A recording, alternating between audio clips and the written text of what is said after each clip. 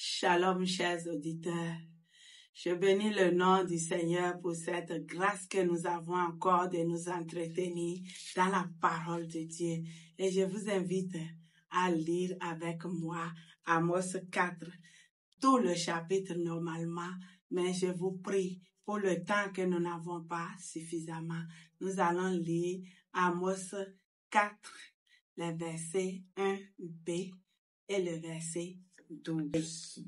Vous qui opprimez les misérables, qui écrasez les indigents et qui dites à vos maris, apportez et buvons. Verset 12. C'est pourquoi je te traiterai de la même manière, Israël. Et puisque je te traiterai de la même manière, prépare-toi à la rencontre de ton Dieu, ô Israël. Alléluia. Le thème que je voudrais vous proposer est si simple que nous allons le comprendre très facilement. Une seule chose pour faire la différence entre la foi et la religion. Ce que je vais dire n'est pas toutes les choses. C'est une seule que je vais vous dire. Une seule chose. Nous avons lu cette partie de la Bible où Dieu a fait des reproches à son peuple, le peuple d'Israël. Dieu lui a dit quelque chose que le peuple a fait qui ne lui plaisait pas. Vous voyez au verset 1b, nous avons lu que le peuple n'avait pas accordé une attention spéciale aux pauvres de la société d'Israël.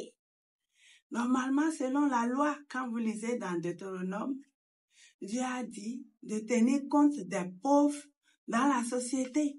Et Israël, vous voyez, ces femmes dont nous parle le verset 1, elles étaient riches. C'est les femmes des riches, des femmes des gens aisés qui disaient seulement que apportez et mangeons.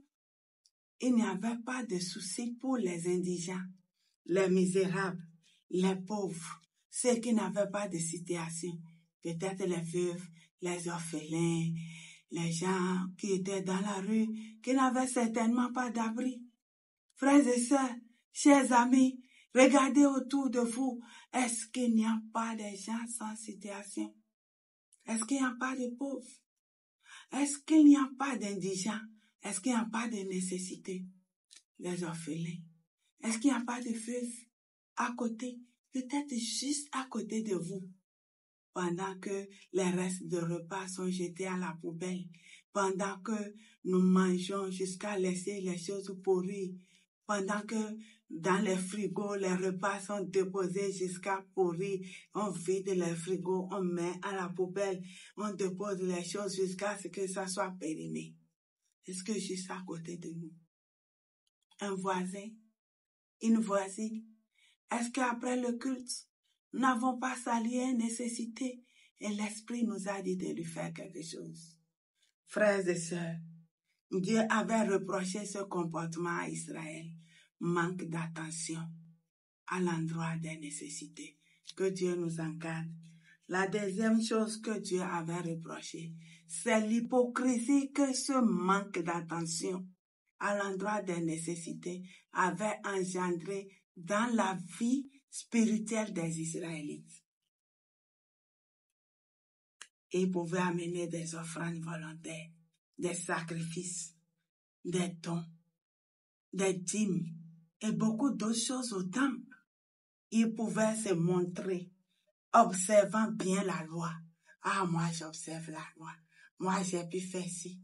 J'ai donné telle dîme, j'ai donné telle chose. Regardez dans nos assemblées, quand on fait les appels de fonds, quelqu'un peut se lever et marcher, aller déposer, on dit tel a donné 1 million, tel a donné 2 millions. Je ne décourage pas cela. C'est bon de donner des millions, même 1 milliard à Dieu. Mais Israël vivait une hypocrisie. Israël faisait semblant d'adorer Dieu de tout son cœur, alors que sans tenir compte des indigents, sans tenir compte des nécessités, sans prêter attention à leur entourage, même s'ils observaient toute la loi, ils s'arrêtent à la religion. ils étaient limités. Il fallait que Israël déplace ses limites. Au-delà de la religion, je voudrais vous parler de la foi. Regardez cet homme, le jeune homme riche qui allait voir Jésus. Il dit quoi? Maître, que ferais-je? Alléluia. C'est vrai. Parfois nous cherchons Dieu. Le jeune homme voulait gagner le paradis.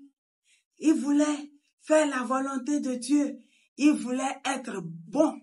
Et il a demandé au Seigneur qu'est-ce qu'il allait faire pour être bon. Et quand Jésus-Christ lui a parlé des commandements, il a dit qu'il a observé déjà tous ces commandements. C'est bien. Félicitations à ce jeune homme. Mais Jésus qui connaît les cœurs. Jésus qui a, au-delà de ce que nous sommes, la capacité de voir notre fond intérieur, notre cœur, ce qui est caché en nous. Jésus qui nous connaît entièrement. Celui qui sonde les cœurs, celui qui sonde les reins. Il a dit au jeune homme, va, vends tous tes biens et donne-le aux pauvres. Le jeune homme était choqué. Il était atteint. Il était cassé. Il était dépassé. Il n'était pas d'accord avec le Seigneur parce que ses biens étaient précieux pour lui. Ce qu'il avait, il pensait que c'est pour lui seul. Le jeune homme n'avait pas compris qu'il était le gérant des biens que le Seigneur lui avait donnés. Il n'avait pas compris qu'il est simplement celui qui gère la richesse que Dieu lui avait donnée.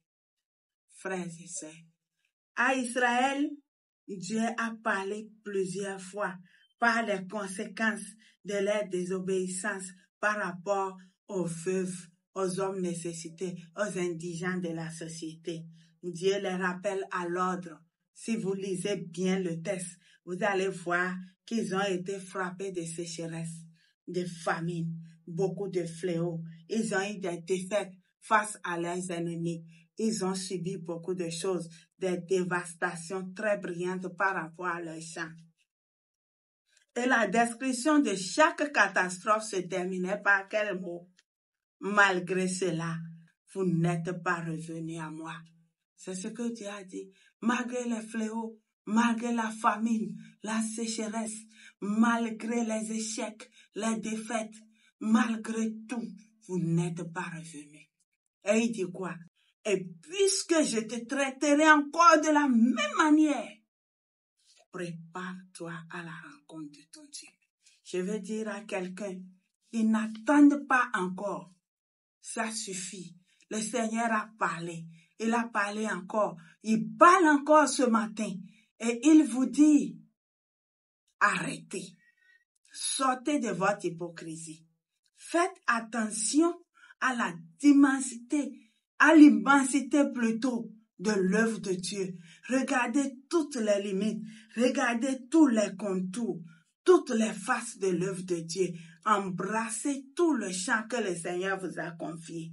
Donnez un évangile qui soigne le cœur, un évangile qui s'occupe du corps, parce que nous devons avancer avec le Seigneur. Comment pouvons-nous nous préparer pour rencontrer le Seigneur avec victoire?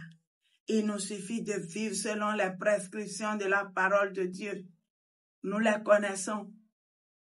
Marchons dans les pas du divin Maître.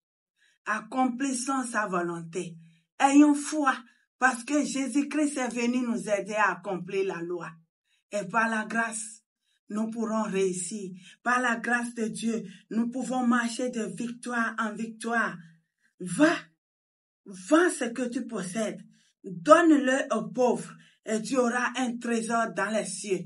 Je vais te dire, frère, je vais te dire, sœur, va, vends tout ce que tu possèdes. Donne-le aux pauvres et tu auras un grand trésor dans les cieux. Shalom, frères et sœurs, que Dieu vous bénisse et qu'il vous aide à aller au-delà de la religion par la foi. Soyez bénis.